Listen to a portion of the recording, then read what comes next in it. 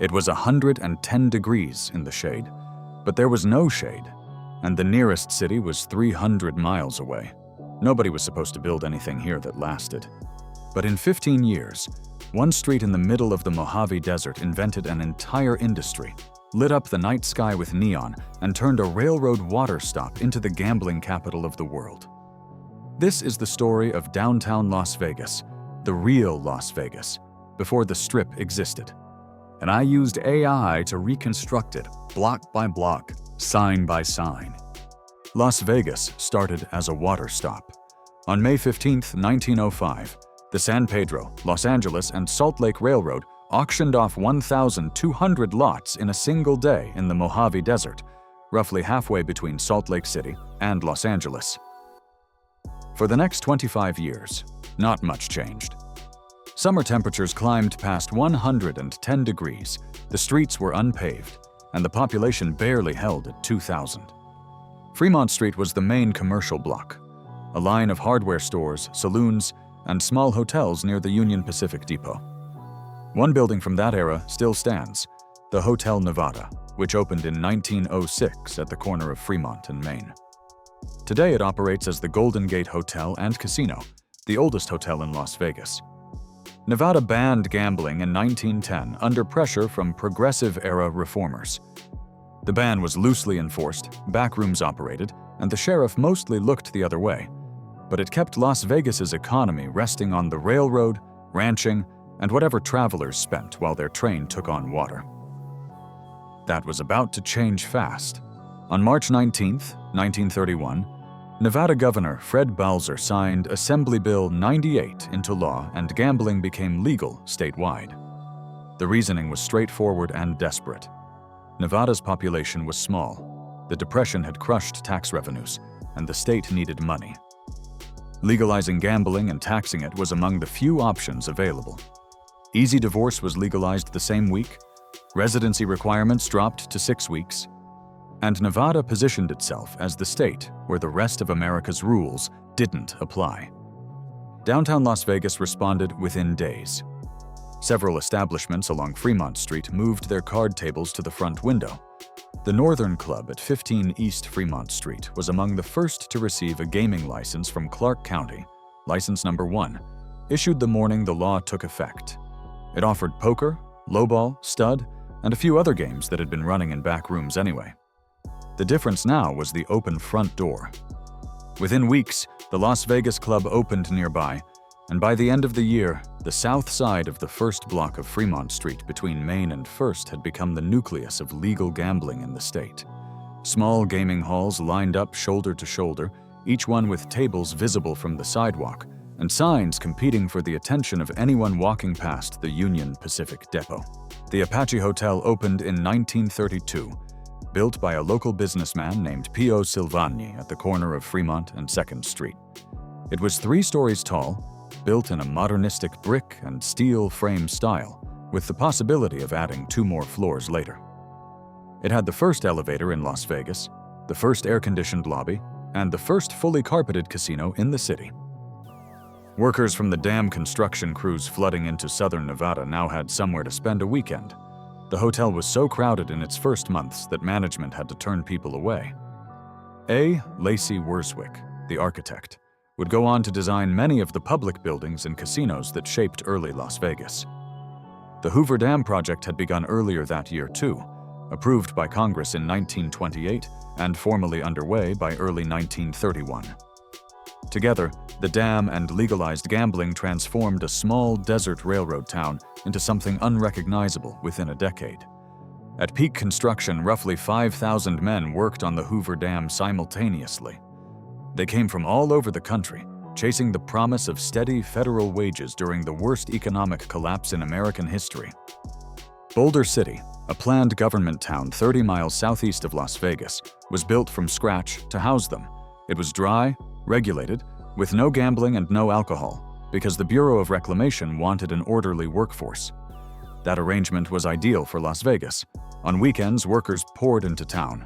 They had cash in their pockets, nowhere else to spend it, and 6 days of pent-up energy. Fremont Street had exactly what Boulder City prohibited. The small casinos, bars, and hotels that had opened around the time gambling was legalized now had thousands of steady customers who arrived by bus and by car every Friday evening and cleared out Sunday night. Merchants along Fremont Street kept later hours. Hotels expanded.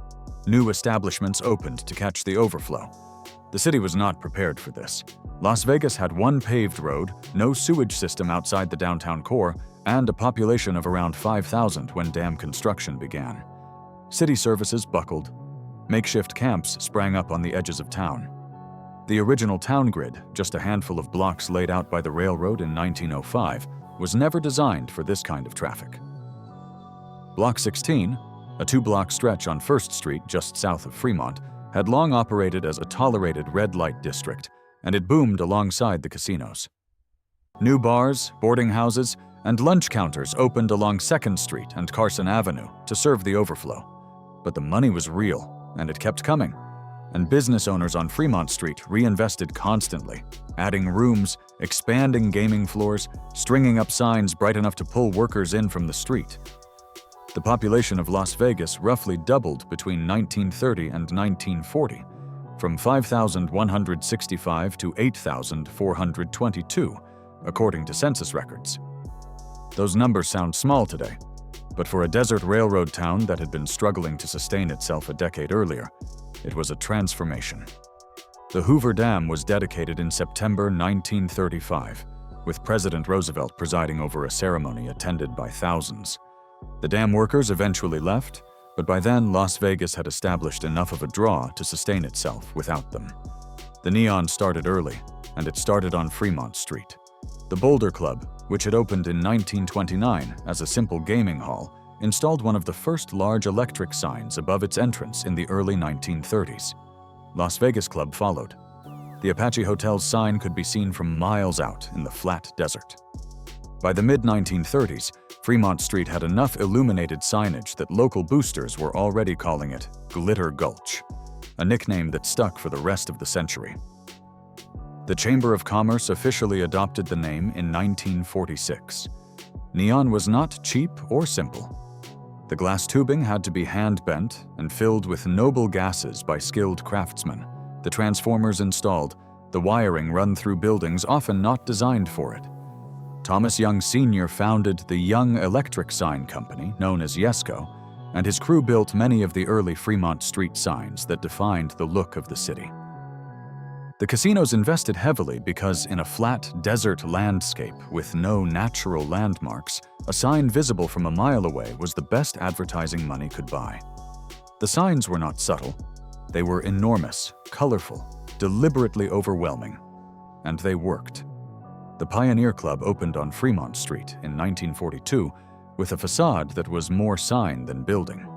Its towering neon cowboy, Vegas Vic, would become the most recognizable icon of downtown Las Vegas when it was installed in 1951. A 40-foot-tall figure with a waving arm and a cigarette, visible from blocks away. The Las Vegas Club expanded its frontage and raised the tallest sign in Glitter Gulch, a vertical pylon that shot into the sky above the roofline.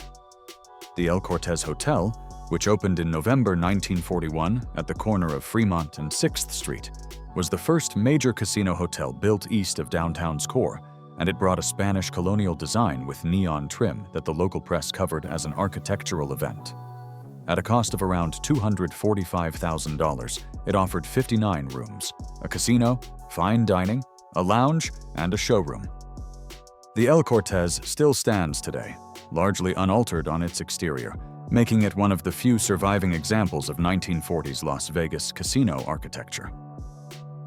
Every sign on Fremont Street was a bet that there were enough travelers passing through, enough workers with weekends free, enough gamblers willing to drive out into the desert to justify the investment. The bets kept paying off. Las Vegas in 1940 had more casino revenue per capita than any other city in the United States. Legalization made gambling visible, but it did not make it corporate. Nevada's gaming regulations in the early years were minimal. A county sheriff's license was enough to operate a casino. Background checks were not required. Organized crime figures who had been running illegal gambling rooms in California Chicago, and New York saw Nevada as the same business model with no risk of arrest. What mattered for the physical city was that these operators brought real capital and built real buildings. The first wave came from Southern California in the late 1930s and early 1940s, pushed out by reform crackdowns from California Attorney General Earl Warren and Los Angeles Mayor Fletcher Bowen. Guy McAfee, a former LAPD vice squad captain who had run the illegal Clover Club on Sunset Boulevard, arrived and opened the Frontier Club at 113 Fremont Street in 1939. By 1946, he had built the Golden Nugget at the corner of Fremont and First, on the site of a former pool hall and drugstore. For the interior, McAfee demanded fixtures at least 50 years old, importing Victorian carved wood and Italian marble to fashion a decor modeled on San Francisco's Barbary Coast saloons. He invited 20,000 people to the grand opening and advertised it as the largest casino in the world. The Golden Nugget's ornate bullnose entrance and rooftop neon became one of the most photographed facades on Fremont Street. McAfee is also credited with coining the name The Strip for Highway 91, a reference to his old Sunset Strip territory in Los Angeles. Mo Sedway, connected to the Meyer Lansky organization, was operating in downtown Las Vegas by the late 1930s. Sedway and Bugsy Siegel got a controlling stake in the Las Vegas club and installed RaceWire Connections, the telegraph service that transmitted horse racing results into multiple Fremont Street casinos, including the Golden Nugget. The RaceWire was the infrastructure that made bookmaking possible, and whoever controlled it controlled the sports betting revenue on the entire street. In 1945, a group that included Siegel, Sedway, Lansky, Gus Greenbaum, Davy Berman, and Willie Alderman purchased the El Cortez. They ran it profitably, then sold it at a significant markup to raise capital for a more ambitious project on Highway 91, the Flamingo. The sale price told the story of how valuable even a modest Fremont Street property had become. Benny Binion arrived from Dallas and took over the El Dorado Club on the Apache Hotel corner at Fremont and 2nd. He merged the properties into the Horseshoe Club, ripped out the sawdust floors that were standard in every downtown casino, and installed carpet.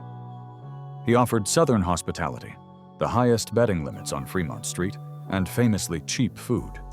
He put $1 million in cash inside an oversized horseshoe-shaped display case and let anyone walk in and take a photograph next to it. The Horseshoe became one of the most profitable casinos downtown and would later host the first World Series of Poker in 1970. The very first complete hotel casino complex in Las Vegas had actually been the Meadows Club, opened by Tony Cornero at the far east end of Fremont Street near Boulder Highway in 1931. Cornero was a former rum runner who had operated illegal gambling ships off the California coast. The Meadows offered rooms, a casino, dining, and a floor show, but it burned down in 1943 and was never rebuilt. Still, it established the template that every casino hotel after it would follow. Nevada's political class understood what it had invited in exchange for tax revenue and economic development. The arrangement held for decades, but through the 1930s and 1940s, the outside money built the casinos, the neon signs, the hotel rooms, and the infrastructure that turned a 2-block stretch of Fremont Street into the densest concentration of gambling in the country. A water stop became a railroad town. A railroad town got legal gambling on the same week a dam changed the entire region's economy. The workers showed up, the neon followed, and Fremont Street turned into something that had no real precedent, a 2-block strip in the middle of the Mojave Desert that people actively traveled to reach. The strip would eventually take over. The resorts on Highway 91 would get bigger, more theatrical, and better at capturing the tourists arriving by airplane rather than train. Downtown would fade relative to what it had been, eclipsed by the same growth it had seeded. But for about 15 years, from 1931 to the mid-1940s, Fremont Street was not just the center of Las Vegas. It was Las Vegas, the whole thing, contained in a few blocks of neon and card rooms and hotel rooms filling up every weekend with men who had spent the week pouring concrete in the desert.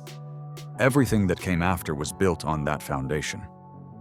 If this caught your attention, hit subscribe and give this video a like. And let me know in the comments, what city, era, or place do you want me to cover next? See you in the next video.